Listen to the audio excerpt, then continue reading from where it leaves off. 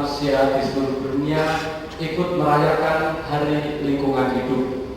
Setiap tanggal 5 Juni ditetapkan oleh Perserikatan Bangsa-Bangsa sebagai Hari Peringatan Lingkungan Hidup sedunia. Dan pada tahun ini kita masuk pada peringatan yang ke-46. Gereja Katolik sebagai warga dari masyarakat dunia ingin ikut terlibat dan menanggapi aktif di dalam kehidupan dan demi kehidupan yang lebih baik bagi bangsa manusia, dan terlibat aktif di dalam pesan-pesan menjaga kelestarian lingkungan hidup dunia. Salah satu dan beberapa hal yang digalakkan sebagai bentuk partisipasi aktif dari kegiatan Gereja Katolik ada beberapa hal. Misalnya yang pertama adalah mengurangi sejauh mungkin penggunaan sampah plastik dan styrofoam. Yang kedua, memilih dan menaruh sampah pada tempatnya, sampah organik, anorganik, sampah basah, sampah kering, dan lain sebagainya. Dan yang ketiga, kita dianjurkan untuk mengajarkan penghematan sejauh mungkin di dalam penggunaan energi listrik dan air. Gerakan peduli lingkungan hidup ini diharapkan dan dikembangkan terus-menerus oleh Keuskupan Jakarta dan diharapkan menjadi habitus bagi kita, bagi kehidupan kita, dan kelak juga bagi masyarakat kita. Kalau kita perhatikan di sini dalam dekorasi di panti imam ini ada beberapa hal yang menarik. Yang pertama yaitu bahwa semua pot-pot yang ada di sini, bunga-bunga sini adalah pot atau bunga-bunga yang hidup.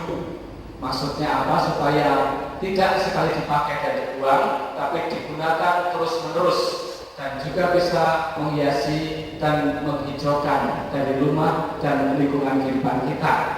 Juga kalau kita perhatikan ada beberapa kayu-kayu yang besar ini bukan menerbang, tetapi ini adalah kayu yang berasal dari pohon yang sudah tumbang beberapa hari yang lalu di Tomang, beberapa hari yang lalu mau dibuang oleh pasukan Orange.